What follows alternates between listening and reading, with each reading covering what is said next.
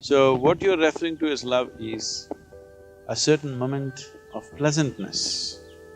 If love is true, it will happen without an object. Every moment of your life, you must know that pleasantness. You must constantly fall in love with everything and nothing.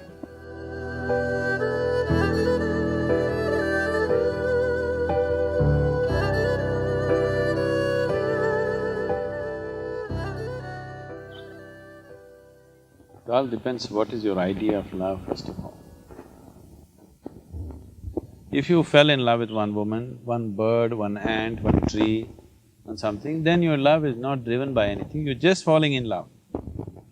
If continuously you're falling in love only with women, that means your love is driven by your hormones. You better understand that. So what is driven by something, you want to label it as love, it is fine. I'm not saying there's no love at all, there is. But what is true and what is not true is not something that you decide because of this, because of what happened or what did not happen. It is a question of how you felt. Whether it ended up in marriage, then you realize it was not love, or it did not end that way and you thought it was true love which was never realized. It's up to you how you want to handle it. But essentially, what love means is, if your physical body becomes very pleasant, generally we call this health and pleasure. If your mind becomes very pleasant, we call this peace and joy. If your emotions become very pleasant, we call this love and compassion. If your life energies become very pleasant, we call this blissfulness and ecstasy. So, what you're referring to as love is a certain moment of pleasantness. Now you believe somebody caused it in you, maybe somebody did trigger it in you, somebody did stimulate that in you or inspire that in you. But essentially it is your emotions turning very pleasant, which you call as love. So, if love is true, it will happen without an object. If it's really genuine, true love, what it means is, you have made your emotions very pleasant. Whether a man is here or a woman is here or a tree is here, an ant is here, elephant is here is not the point. You've just made your emotions pleasant. Everything that you behold, you have a certain pleasantness towards it, that is love.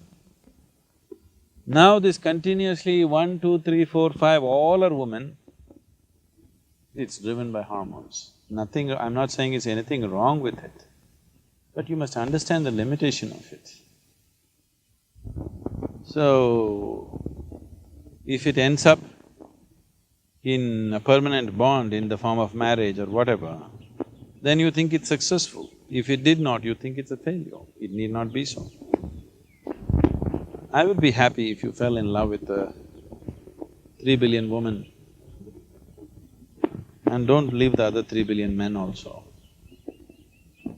If you fell in love with 3 billion women, it wouldn't be hormonal, it would be just love.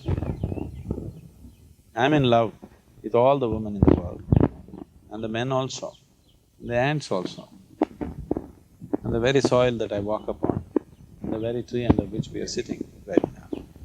Whatever you behold, you have pleasant emotion towards that, is love. And love is not about somebody, it's about you being pleasant, truly pleasant. And is this right, wrong, this, that is not the thing. It is an intelligent way to exist. There is sufficient unpleasantness in the world. However carefully you walk, you will step into something or the other. When this is so, you don't have to manufacture your own unpleasantness within you. Only 3 times in your life if you loved, I think you're a misfortune, because the rest of the time, you have not known that pleasantness within you. Every moment of your life, you must know that pleasantness. You must constantly fall in love with everything and nothing. Women also included, what's the problem with them? Because you cannot tie a bond with 3 billion women, you choose one. One is convenient. If you marry 5, then you will find it's very inconvenient. Yes? One is convenient, and above all, the reason why you tie a bond with somebody is, at least with one person in your whole life, you want somebody with whom there's no holds barred. If you approach a new person, always there is a little bit of, there's a little bit of war and games happening. War games are happening with a new person. With one person you want to relax, where you don't have to play games. At least with one person, you want to be in total relaxation. That's the idea. Why you want at least one person in that is, still you have not reached a point where you are simply relaxed by yourself with life itself. Because you are unable to relax with the whole manifestation of life around you, the million manifestations of life around you totally, at least with one person you want to find that. That's the idea of finding a bond or building a bond with that. So people who look beyond that are people, they don't value relaxing with one person because now they're able to relax with just about anything. They are totally at ease with everything in existence.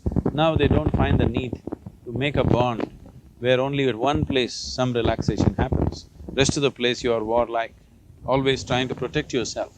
One place where you can keep your defense mechanism down, because only when you keep your defense mechanism down, something beautiful can happen within you, and the need to protect yourself is gone.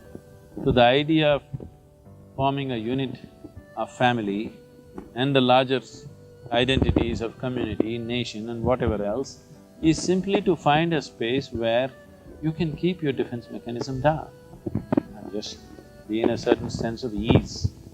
Because only in that ease, the other possibility will find expression, otherwise you will be just like an animal, constantly trying to survive, preserve yourself. So, love is seen as a possibility to go beyond that instinct of self-preservation, where you're not trying to preserve yourself, you're trying to offer yourself to something or somebody. For that you don't need a person, you can just do it simply with life.